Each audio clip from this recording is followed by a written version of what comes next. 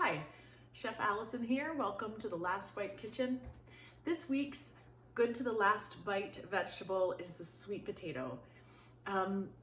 It's one that we often overlook when we're thinking about vegetables, but it is so nutritious and really so versatile that I just wanted to spend some time talking about it today. Now, what we can find in the store most typically will look like this.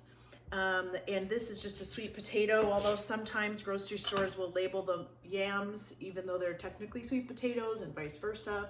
For the most part, they can be used interchangeably, and it's semantics, but they are two different varieties. But when you cut it in half, it has this very vibrant orange color that is created by beta carotene, which your body turns into vitamin A. And that is just only one of the fantastic benefits of the sweet potato. That beta carotene level is something like 780% of what you need in a day. And vitamin A, I'm sure you remember back from days in science class, it's great for your vision, and specifically with how, helps your eyes perceive color and all this sort of very complicated stuff. And all you have to do is eat a sweet potato. So yes, it is nutritionally similar to a white potato. Obviously it has a sweeter flavor, but because of its texture and its flavor, it basically can do anything. Okay, maybe not anything, but it can be turned into a sweet dish.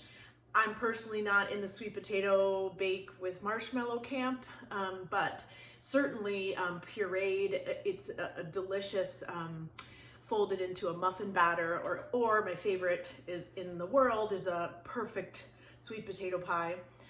So it has the capacity to go in the sweet direction because of the natural sugars in it.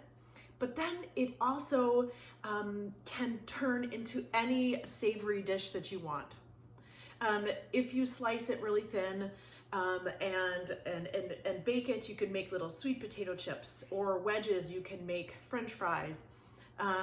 Certainly, you can cut slabs of it and roast them and even, eat them like that, or you could turn them into avocado toast. So instead of bread, you put a piece of sweet potato. I'm sure you've seen that on the internet lately as a way to reduce grain-based carbs. Of course, you could slice it thin and turn it into a gratin. You can julienne it and toss it with a barbecue sauce and cook it slowly and actually put it on a bun like you would have a pulled pork sandwich.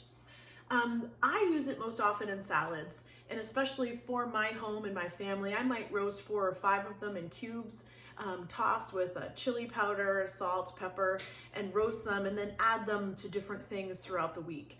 That hash, those cubes can be turned into a hash with or without meat, or even folded into a pasta salad, a rice dish, anything like that.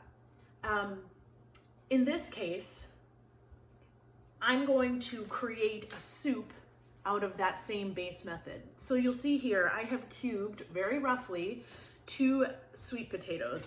I've tossed them in a little bit of olive oil. I've also roughly chopped an onion, some ginger. I have 4 garlic cloves that I kept the skin on, and 1/2 of a lime and a jalapeno. What I'm gonna do today, and what I'm gonna show you how to do, is I'm gonna roast these and then come back and show you how to turn it into a really powerful, fantastic soup that we're gonna spike with coconut milk and peanut butter. So I'm gonna put these in the oven right now.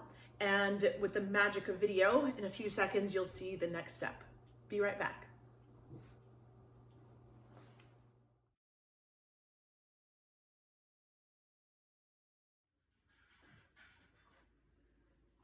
So after about 25 minutes in a 375-degree oven, this is what my potatoes look like. And here's what I'm looking for when I take them out. I want a little bit of tenderness.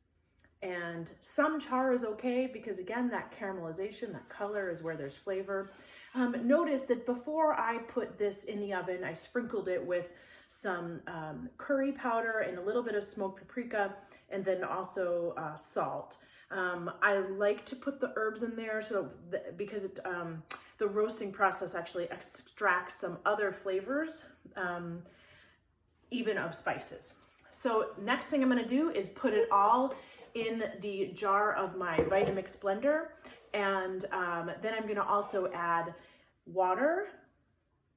I'm going to add a whole can of coconut milk, and then I'm going to add about 1/2 cup of peanut butter. Now I have a creamy natural peanut butter here, but you can add whatever you have. This recipe is designed to be something you can make with things that you already have in your house. And again, sweet potatoes, since they're such a great storage crop, you can buy 6 or 8 of them, and as long as you keep them cold, they'll last a few weeks if you don't cut into them. So use whatever peanut butter you have, use whatever coconut milk you have. If you are allergic to coconut or don't like it, you can eliminate it. I wouldn't really suggest putting a dairy milk in. You can just leave it without that and just have it not have that creamy element to it. So I'm going to put all these things in and blend them up and be right back.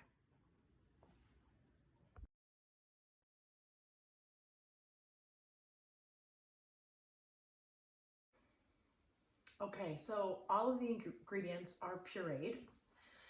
I'd like to make a couple of notes, things that I forgot to say before. Number one, I kept the peel on the sweet potato. A lot of the nutrition is in that peel. And if you have a very strong blender like this, a Vitamix or any kind, frankly, that'll crush ice, you won't even be able to tell that you've kept the peel on the potato. But in all cases of potato, the skin is really where the nutrition is. Not that the flesh has none, but a lot of the fiber, and if you think about it, that's the surface that the plant was actually underground and absorbing all the nutrients from the soil. So I kept the peel on when I roasted it, so it was really soft, pureed it. The second note is the garlic skin. I like to roast them with the skin on because then it actually makes a little steam. The skin of the garlic clove kind of creates a little steam bubble for the garlic itself, and then it kind of softens and sweetens. But before I pureed it, I did slip that skin off because that one you might be able to tell if you pureed it. But so here's what the soup looks like. You can see I filled it up to the brim. I've tasted it already and adjusted it for seasoning, and I say often when I teach, the most important part of cooking is tasting, because you need to know, following a recipe is great, but all that does is get you to the baseline, and then you need to taste it and adjust for what you want it to taste like. So you have to trust your instincts a little bit. I did add a little bit more lime juice. So yes, there was the juice from the 1/2 of lime that was roasted, and then I put in the juice of another 1/2 of lime. When I plate it right now, I'm gonna squeeze a little bit of lime on top as well. So just wanna show you, I'm gonna put some in the bowl right here. And again, the peanut is such a nice flavor, really complements the sweet potato well. It adds kind of a comforting, savory element. So to serve, I am going to I reserved a few of the sweet potato chunks after they were roasted, and I did not include them in the puree so that I could put them in the soup like this. Frankly, you could actually make this more of a stew and just make a little bit of a, warm up the coconut milk and a little bit of vegetable stock and just float the sweet potato cubes right in there like that. That's up to you as well. But I love a pureed soup, especially in the winter. So I put a few little leaves of cilantro. I'm gonna squeeze, my dog is begging for some. Oh, she's just annoying. Okay, I'm gonna squeeze a little lime juice on top. And then for just a little bit of a fun chefy trick to make it stand out, whether you have actually go to the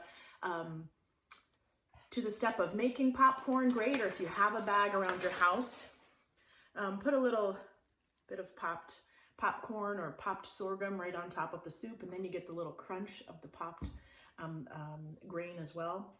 If you have any questions at all, please send me an email, Allison at lastbitechef.com. I'd love to talk to you about this recipe if you'd like specifics, or let me know what other things you'd like to learn. Next week's vegetable is cauliflower, and in planning, I'm already finding it hard to narrow that down. So let me know what you think. I'd love to hear your feedback. Thank you so much.